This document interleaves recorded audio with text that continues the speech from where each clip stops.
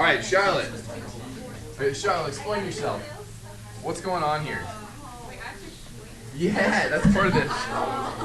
No. Your mathematics is like superb. So like this should be pretty easy to explain. Where do I start? At least tell me that. What's going on here? Okay, here. Yeah, and then I plugged in 20, I think because it's 20 meters away. Got it. That's the x. Yeah, Okay. and then I solved for v0, whatever it is. And then I plugged that into the other equation, the y equation. Yeah, and just to be clear, I starred the two equations that like form for us like a little bit of a system. Oops, I guess this one here. Right, a little system of equations here. We've got an equation that involves an unknown v0 and an unknown t, and also another equation that I've starred over here that involves an unknown t and an unknown v0. So this is in fact a system of equations and two unknowns. It's non-linear though, which makes it a little tricky. Okay, so you did a substitution, and then it all went out well, or what? Okay, so then I plugged in 4 for y in the second equation. So that by 4 is on the left side. Got it, And then okay. I solved for, I plugged in the other v0 in for the second v0, and then I solved for t, because the t's canceled out. On the Okay, so over here we solve for v0, and you're plugging v0 in Yeah. here. Yeah. And oh yeah, isn't that nice? The t's cancel out. What fun. Okay. Okay. And I solved for t, which is like 1.65-ish. Yeah, we don't have this. So we have just a t squared in this equation then, once all said and done. Yeah. Take a square root, etc., and you get 1.7. So actually, you also ended up finding the time at which this happens also. Not asked for, but you did it. Great. No, it's good. That's what we need that. Okay, and then I plugged that into the first equation, the v0 equals 24 Got it. cosine 21. And then I got v0. Yeah, and as long as you're not rounding anywhere like too early, you should get the same thing she got, 16.03 meters per second. Yes, I know another group got that, and I got that in my notes. So this is not the only way. Actually, my workbook's just a little different than this. But if you got this answer in the end, and you solved it with a little, I solved for t here, and substituted for t. So actually, I like your way though. Eric. Can you or Charlotte explain like the start equation? The two start equations. Charlotte, go. Yeah, where are those They're from? on the paper. The x equals p of cosine theta times t. That was the one on the left. And then, so the angle is 41, so I plugged that in. Also, like, do you usually draw a graph for this, or just? We didn't actually do any graphing for this, Charlotte or I, but I mean, you could also look at what this looks like too, or I don't know. Yeah. And then the equation on the right is like negative half g times t squared, and g is 9.8, so I just like automatically did that. It's negative 4.9. Is that okay? Yeah, negative 1/2 gt squared plus etc. And initial height is 0. So, is that okay where those two boxed equations came from? That's like critical. That's what I meant. Like, can you formulate this question in terms of these two equations? If so, then the rest is like a big exercise in fun, interesting algebra. But the first task would be even to identify that. So it's an interesting question, right? It's like very similar to like the questions you were doing in your homework, actually. Baseball, wall, except here I've given you different information and asked for different information. So suddenly that makes this difficult and interesting? Yeah, apparently. Okay. Anything else you want to say about this warm-up or a quiz or anything else before we start talking about the equation of a plane today? That's what our goal is today. Anything else? Good job, Charlotte. Thank you. Well done. Okay.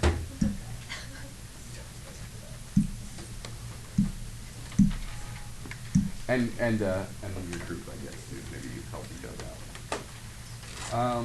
Somewhere I have the other PowerPoint.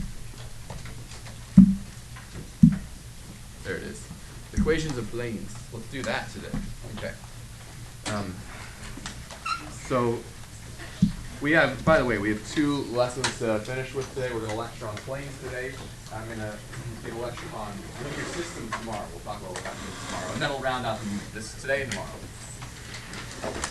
Okay, so we want to talk about planes. And the first thing I might ask you, just like you might have been asked, or you might have been thinking about over the last couple of years as you've learned about lines, is like, what determines a plane? You've heard people say like, 2 points determine a line. Or, actually, that's not the only thing that determines a line. Let's do that exercise first. What else determines a line? Let's not talk about planes. Angle and the normal thing? Yeah, how about like recently, just recently, this last semester, we talked about the length of the normal to the line and the angle of the normal makes it the positive x-axis. So that was like two things that determine a unique line in the plane. Or 2 points. What else? What else determines a line? A slope and a point, right? And maybe a slope and a particular point called the y-intercept would also be a good way to do it. Or anything else? Determines a line. Or you could get creative. You could say like a point and another line that we require our line to be parallel to or perpendicular to. Or like there are a number of interesting creative requirements we could put on it too, right? The point is, there are lots of interesting ways to do that. What about a plane? Anyone have a suggestion for a plane? And there are, again, a couple good answers here, so go ahead, Kate. 2 lines. Tell me about the lines you want. Any 2 lines? Or are you in the, are you? Well, they like define the plane. Okay. I'm not gonna, I think we need to refine that a little bit, because, what if it's this line up here, and this line down here? Do those define a plane? Like what plane? What else? Do you have another requirement for me? I know other people have other interesting ideas, but see if you can repair Kate's idea first, because I like it. I like it. Yeah. They have to be parallel, maybe? Okay, I think 2 parallel lines would definitely determine a plane. Yeah, okay, so that would be, does it have to be that restrictive? Taylor? Do you see Just 2 lines that are coplanar. 2 lines that are coplanar? So that they could cross, but if they're. Sure, and as long as they're not also coincident, right? Like they're not the same line. Yeah, 2 coplanar lines. Could you say that another way? Yeah. I don't know, I was thinking like 2 different vectors with like 3 vectors, right? And like one of those are the same. Okay, can you repair the lines here? Come back to your vectors. I'm still thinking about lines here. Can we repair the line thing? It could be 2 parallel lines, I guess. Maddie, was it? 2 intersecting lines? It could be 2 intersecting lines, couldn't it? Is that what you're gonna say? Maybe someone else? Okay. Yeah, I think 2 intersecting lines would do it, right? Because that'll ensure that that any 2 point. Okay, yeah. So we'll say more about that in a second because that's kind of generalizing something else someone else might say here. All right, go ahead. Now I'm ready for something else. Oh, you're talking about lines again? Okay. They don't necessarily have to be going in the same direction. We're saying 2 lines could intersect in space, and those 2 lines are then, by definition, are going to be coplanar, actually. That's what, maybe we have to prove that still, maybe. But I think that'll do. Yeah, what else? So if a plane is defined by 3 points, it couldn't be. Well, we didn't say that yet. Did you say, there's another one, 3 point. Let's just stop there before you ask me more. Did anyone say 3 points yet? Definitely 3 points, and the proof of that is to like put your 3 fingers in the air and then have me come and put my notebook on top in the unique way that it has to go on top. There's not like another way that my fingers can support the notebook in another interesting way. And then you also have to imagine the notebook as being infinite. Okay. All right, what were you going to say about that though? Go ahead, Al. Yes, well, we can find something like a slope only like 3 dimensions. Okay, and then maybe there's some kind of slope. But you're already thinking about like how do we come up with an equation or some kind of relationship that establishes restrictions on x, y, and z. Yeah, is there a notion of slope when it comes to plane? I don't know. Yeah. A line and a point. Any requirements on those? Or just any line at any point? Oh, the point cannot be on the line. Good, yeah. If you just give me a line and you have to also give me a point, then that's not super useful. Yeah, does that work? Like, so I take my arm and my fist, like, does that work? Alright. Yeah, if it was just the line, it wouldn't be good enough. It would be like wobbly. It would definitely, there are an infinite number of planes that contain that one line. But as soon as I establish one other point, I think it fixes it in space. By the way, that, and also the 2 lines thing, can all come back to the 3 points thing, can't it?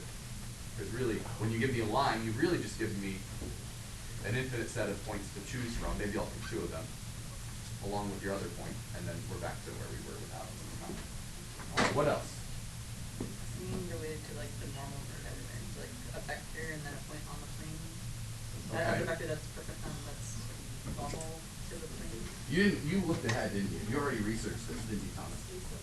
That is in fact the one we're going to use, actually. So actually, we're gonna do some with 3 points today as well, and maybe we can even get creative with 2 lines or something like that. Okay, let's describe how that would work. I'll put that up here. That is the one we're going to use. It's not like you win a prize though. Okay, you don't win a prize. Okay? All of the other answers are right as well, but I think this will be the most helpful for us developing the equation that we're going to develop in a minute. And just think about why this would make sense, okay? I'm going to use a point in the plane, and right now that doesn't establish very much about the plane at all. All that establishes is one point in the plane, an infinite number of points. It's like this plane is rotating on my finger and not sure which way to point, okay? Can you imagine that? Okay? It's kind of like a satellite dish that's been unhinged or something. It's like, ugh, I don't know which way to point to receive the signal. And then someone says, oh wait, comes along and said, I would like you to point in this direction. And now it's like, got it, right? Through the point, and now like I've got a direction to point toward the sun, or whatever, okay, toward the satellite probably, if you're a satellite dish. And what do we mean by please plane? Please point in this direction with this, I give you a vector in which way to point. We mean, like Thomas said, we mean normal to the plane, right? We mean something perpendicularly. So I'm telling you a direction, and by that I mean I want your plane to be perpendicular to that. Agreed? That's what it means to face in a certain direction for if you're a plane. Yeah, so we'll tease that out. That's going to be an important idea. And so imagine that someone gives you that information. In blue, we have a normal vector. Yay, someone came along and actually gave you a normal vector. Here it is, A, B, C. And they also gave you a point that they were going to require be in the plane, D, E, F. And then the question is, what must be true about a generic point, X, Y, Z? And this is true, this is exactly the same kind of discussion you would have had when you were like coming up with the equation of a line or something. What must be true, you know, about the point X, Y, Z if we claim that it is a point in the plane? So let's think about that. And as we think about it, just like we would in any other situation where we're coming up with an equation of something, I'd like you to remember at all times that A, B, C, D, and E, and F, those are constants. X, Y, and Z are variables. I know they're all letters to you, but they're different things, right? X, Y, and Z are variables. A, B, C, D, E, and F are constants. Okay, so what did we say? We want A, B, C to be a normal vector of the plane. But what does it mean to be normal to the plane? Well, it means that, I don't know what it means. Let's think here. We have some vectors that we could build in the plane, maybe. Could we build it? I don't know how to build a vector normal to the plane. I've been given one. But do we know how to build a vector in the direction of the plane? If I have 2 points, which is what I do have, D, E, F, and X, Y, Z, do I know how to come up with a vector in the direction of the plane? Not normal to the plane, but along the plane in some direction. How about this?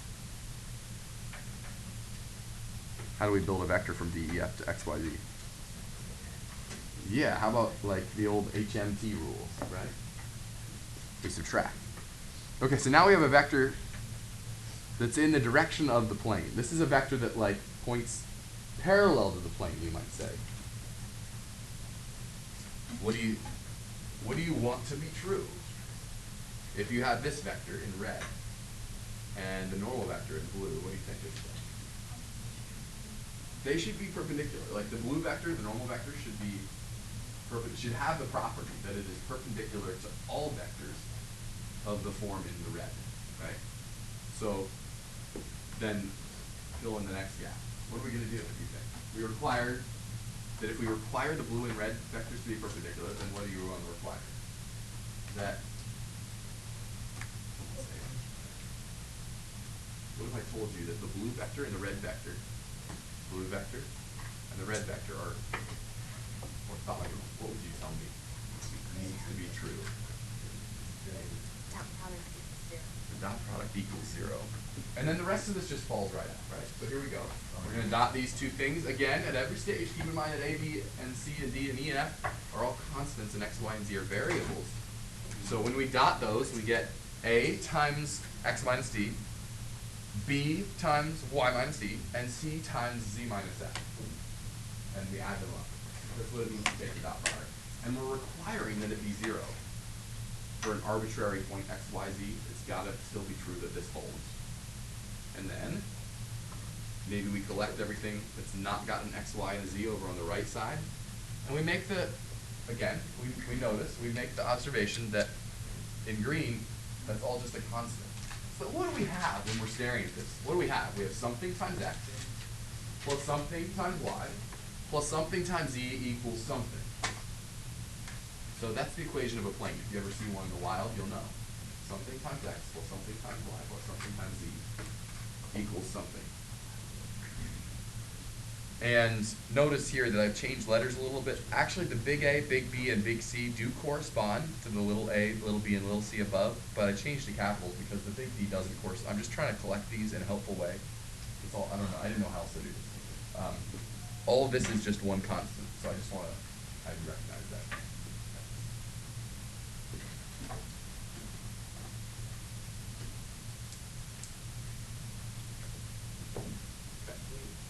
Sorry, that's too quick.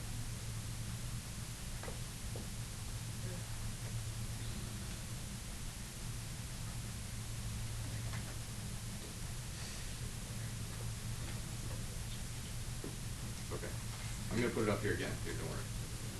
The thing we should notice about the previous derivation that we just gave too is that A, B, and C are the coefficients on x, y, and z, right? And remember where we came from. That was our normal vector, wasn't it? So if someone just hands you the equation of a plane, 2x minus 3y equals plus 4z equals 17 or something, then you know without any work, you know right away what the normal vector to the plane is. It's just staring you right in the face of x, y, and z are in order, and there they are. The coefficients on x, y, and z. Just for the sake of time, I'm not going to go through this, but please on your own time, go ahead and try this. It's a little applet that lets you play around with a point. You can freely choose. It lets you drag around at the coordinate system as well. And also lets you drag around the normal vector, and you can see what plane is produced when that happens. Okay, so give it a try. It's fun. All right, so let's do this just like straight up the way that we've been doing it here. We're gonna give you the things we said we would give you. We're gonna give you a point and a normal vector. Here we go. Now, you might quicken the work. Eventually, you might be able to get to the point where you just write this down. You just look at it and you write the equation of the plane down. But we'll do it actually just like we did the derivation a second ago. So here we go. We're going to build a point. We're going to build a vector from the point x, y, z, from the point 1, 5, negative 2 to the generic point x, y, z, just like we did on the previous slide. So that vector is x minus 1, y minus 5, z minus negative 2. And we require that that vector dotted with our normal vector be 0, right? Okay, and then really just work that out and we'll be done. 1 times x minus 1 plus negative 2 times y minus 5 plus 4 times z plus 2. Yes? And like I said, we already have it. It's there. We'll just clean it up a little bit, but there's the equation of the plane. If we collect constants, let's see, okay, x minus 2y plus 4z on the left side, and on the right side we get negative 17. If we move that to the right side. Check my arithmetic. And also, furthermore, check that the 0.15 negative 2 satisfies this equation, because it should, right? I mean, we claimed that this point is in the plane.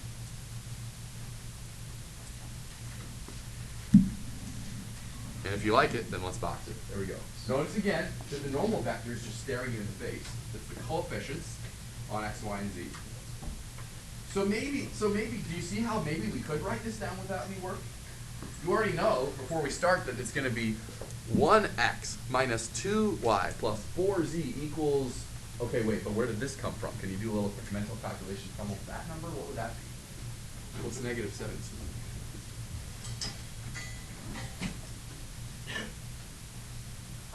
It's the, what do you notice? Yeah, it's the dot product of the normal vector and the position vector to this point. Yeah. So that's an interesting realization. And maybe you can prove from the previous slide, it's a pretty quick little thing to prove why that always is, of course, going to be the case. Okay. So all that being said is I like the way we did it here, and actually I might do it that way every time just to remind myself of like where I came from and what this means and why this works. But in the end, if you want to just do it in one step, you probably could too. You could probably write that answer down too. Okay. I want to at least make sure we start this problem too and give you some good headway. We won't be able to finish it too. 4 minutes left. Sorry, this should say S. This is the case that we talked about earlier. We said, could we find the equation of a plane passing through all three of these points? Now, the first thing I want to do is like think to myself, what do I want? Based on our previous discussions, I'd like, what are the two things I want? Huh? I need a point and a normal vector, right? Well, I got plenty of points, don't I? So I think I'll be good. When I get to the stage where I need a point, I think I'll be good. What about a normal vector? We seem to be coming up short on that one. You have an idea? Okay, we could make some vectors, that's for sure. We don't have any vectors in mind right now, so let's just like do something, because it's the thing we should do. We should just do something. And let's make some vectors. What vector do you want to make? QR, okay. From Q to R, and we'll write that down in a second here, once we figure out what that is. -4 minus 3 is -7. Check my arithmetic on these. 5. -1, check. And then, okay, neat. Now, we will say though, that isn't a vector normal to the plane though. That's like a vector in the direction of the plane, right? I don't reject it though. In fact, it might be very useful to me. In fact, it was so much fun that I might make another one just for fun. What other vector would you like to make? RS, sure. Okay, let's make RS. RS goes like this. 2 minus -4 is 6. Check my arithmetic, please, again. 2 minus -3. Check my arithmetic. Did I do okay? Okay, good. All right, so why did we do that? It was fun, but neither of those are normal vectors, are they? They're vectors that point in the direction of the plane. What are we trying to find again? We're trying to find a normal vector. That is a vector that is perpendicular to vectors such as these. Say it again, Teo. Cross product. Ah, yes. Did you see that coming? Let's find a vector normal to both of these. Are you ready to do it? QR cross RS.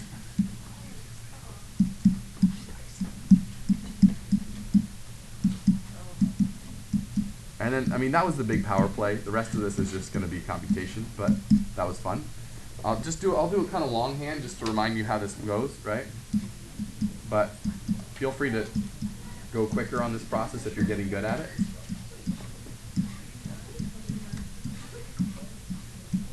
So what do we have here? -7, -1, 6, -4, and -7. 6, -3. Okay. Whatever we get here will be our normal. And we'll use one of these points, and you'll have just reduced it to a previously solved problem, right? Okay, by the way,